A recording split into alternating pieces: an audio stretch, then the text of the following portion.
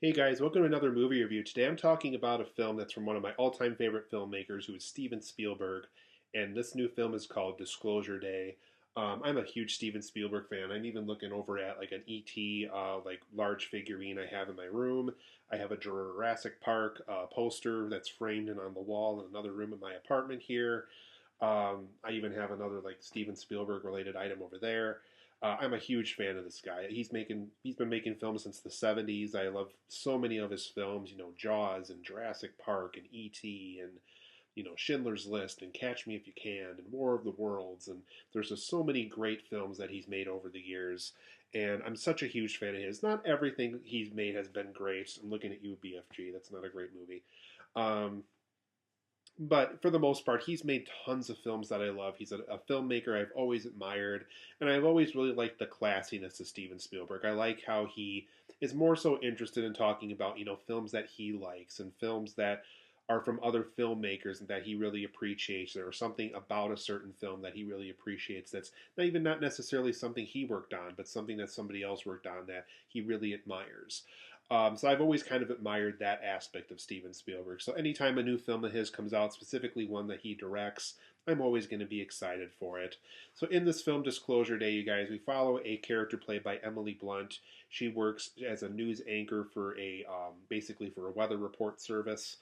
She's basically part of this news team somewhere in Kansas somewhere, and one day a bird flies into her apartment with her boyfriend, and for some reason she doesn't feel right. She feels funny. She's able to talk in other foreign languages that she didn't know before that day happened. And so basically, when she has to go to work to do this news broadcast, something doesn't feel right. She's speaking in an alien language of some kind.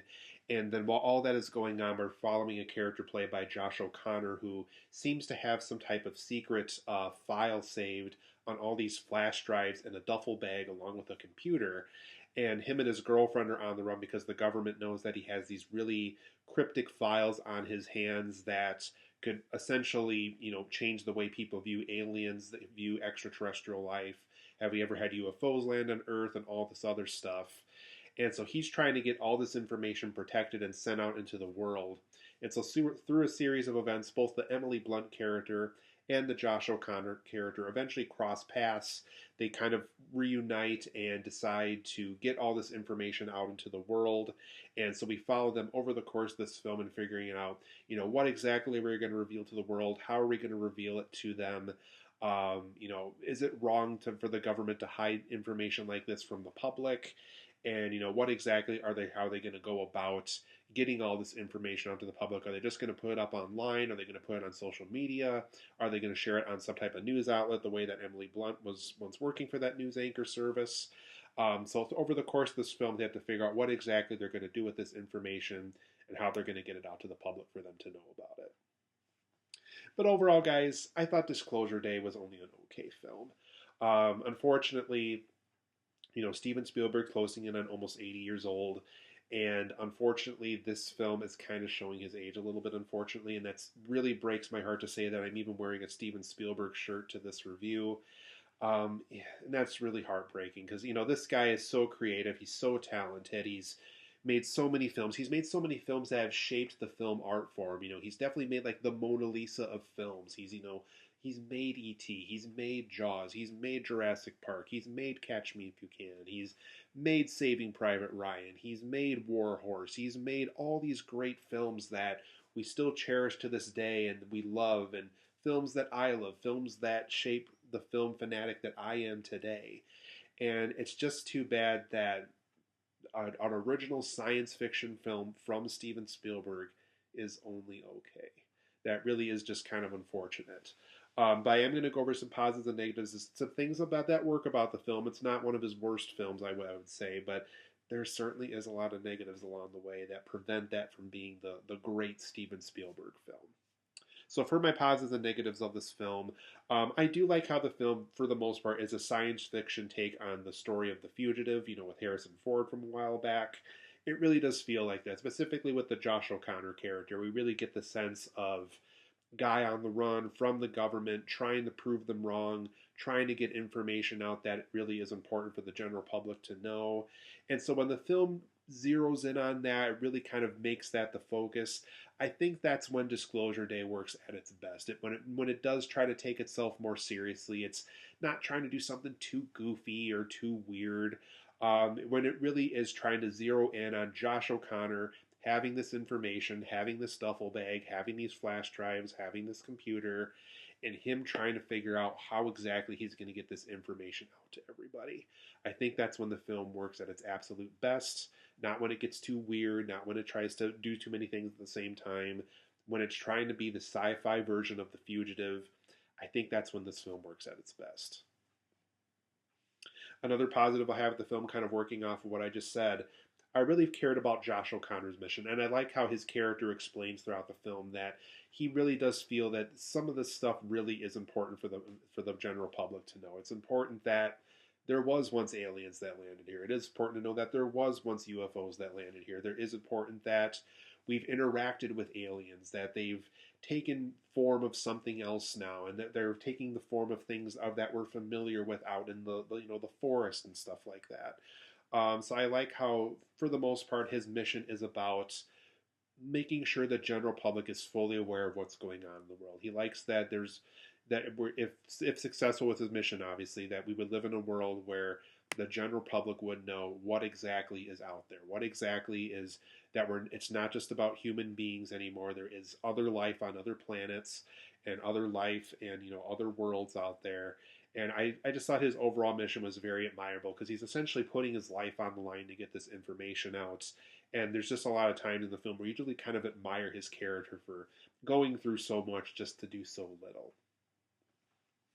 I also thought Steven Spielberg's camera work was very good in the movie. Obviously, him and his cinematographer, if I can pronounce that right, were able to do good camera work in this film. I like how we're able to follow along with characters kind of on one take on certain scenes, and I like how even certain action scenes like Josh O'Connor escaping the authorities in a car and stuff like that were also all very well shot and very well filmed. So I thought overall his camera work here was very effective for the most part. I also do like how the film explores the openness of people's view on aliens. There's even a scene where Josh O'Connor's girlfriend is on the phone with basically a nun of the church. And she's basically asking, how are you going to feel when all this stuff gets out there? Are you really going to be scared to find out that there is alien life out there and that they've been on Earth before and stuff like that? And she's just like, I don't think God would make a world where it's just about people. I really do think that there's billions of different kind of lives out there that we were not familiar with yet, and it's just a matter of time of finding out what exactly those other forms of life are. So when the film kind of makes that point, makes it about the openness of things, and I like too in movies and other media formats when a church is willing to acknowledge that there is other things out there outside of what just the Bible will teach you and stuff like that. I like when the government gets open about, there is stuff out there that we haven't been fully open about and stuff like that, and they're willing to get more open with everybody about what their findings are.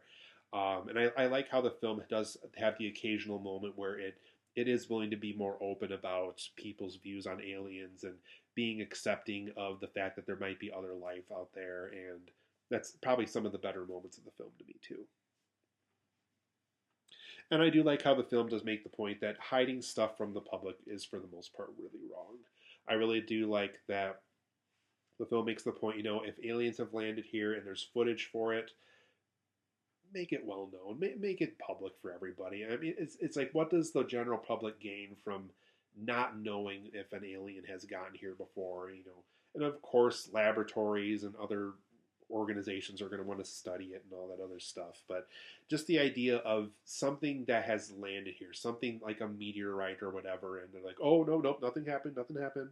And it's just like, I just don't get the benefit of doing that for everybody. So I thought that aspect was really weird, specifically when the science fiction genre itself has been around for so long. It's just like, I think people are almost at this point expecting that there is other forms of life out there.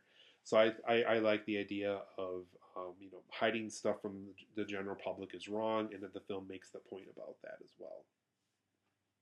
But for my negatives of Disclosure Day, unfortunately, and this kind of comes down to the marketing too, this film unfortunately really isn't about aliens very much. It really is more so this guy on the run, has information, really could be about anything, and this woman that gets kind of swept up in all of it too. And it really is not about really about aliens all that much. And the marketing really kind of pushed that quite a bit. And unfortunately, if you're looking for a good alien story from Steven Spielberg again, I really hate to say it, but there really isn't a lot of alien stuff going on in this movie. I mean, there's it's in there. It's I'm not saying it's completely dry of that, but um, maybe I don't know, maybe less than 20 minutes of material of it. I mean, after you get the whole thing said and done, and it's like a 2.5 hour movie. So for me personally, I think a movie has to be at least 70% of the thing that you're covering to be considered the thing that you want to cover. And to me, I think it's just a little weird that for being a film about aliens, quote unquote, and all its marketing, not a lot of alien stuff going on in this. I also thought the direction they took with Emily Blunt's character was very weird. I got the impression that, she's learned all these languages. She can do all this. She can read people's minds. She can read people's emotions and all this other stuff. But the way they handled the direction of the character, I thought was very unusual. Like, it's just one of those things where all these authority figures will be holding guns up to her while they're trying to capture her and stuff like that, and then she'll just go around and clearly they're not shooting at her, and she's like, oh, I'm sure you miss this person, and I'm sure you miss this person, and I'm sure you miss this person, and I'm sure you miss this person. It's just like no authority figure would ever allow this person to just go around and just start talking to people randomly up in their face. And it's just like, and it's not Emily Blunt's performance that was bad. I think she was just given bad direction, unfortunately, and I think the script really didn't give her a lot of justice for her character. And I got what they were trying to go for. It just came off a little weird to me. And it's just one of those things where it's kind of unfortunate because you do have Emily Blunt, A-list actress, playing this character, and all you did was give her this weird direction that by the end of the movie, I just really could not get into, unfortunately. And I can't get into too much detail on the next point, but I will say right off the bat, and unfortunately the news is true regarding this aspect of the film, the third act is very, very silly. It's just one of those things where the friend and I, who I saw this film with after the movie with, we were just laughing so much at just how ridiculous the third act of the story is. And I even just don't even want to talk about it. It's so silly.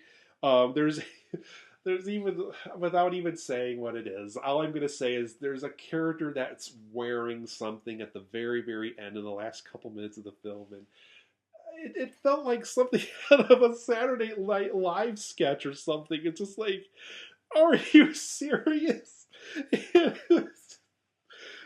I can't even talk about it. It's just so silly.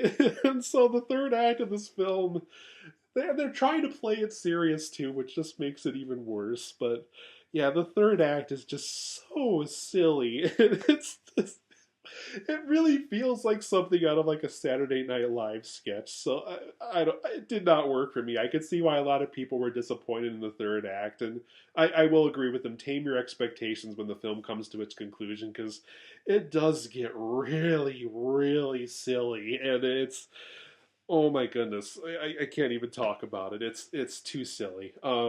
Yeah, it's a very silly third act for a movie, and unfortunately, it came from a Steven Spielberg film, so that's what makes it even worse. So, my other negative I had is, unfortunately, this film has a very, very long runtime, and I just feel like this kind of story really could have just been told right at 2 hours. I think if you go past 2 hours, it kind of overstays its welcome, and I definitely felt that as we were watching this movie. It's a very long film. It's 2.5 hours, and you can kind of feel that runtime by the end of the film, by the time the film is over with.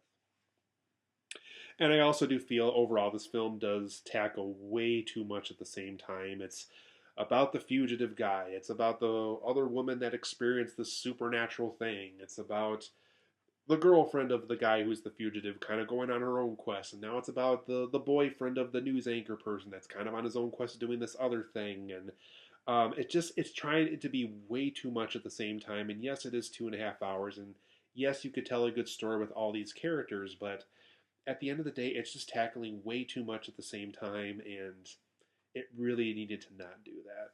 I also do feel like there's a lot of misdirects within the plots. There's even a moment that's almost trying to clarify, why Josh O'Connor and Emily Blunt were the kind of the chosen characters of this extraterrestrial event, I guess you could say, and they kind of don't really go anywhere. They introduce this kind of really cool idea of why maybe it was specifically them, why all this happened to, but they just kind of introduce it and then they never come back to it ever. And so that was kind of an unfortunate misdirect throughout the story.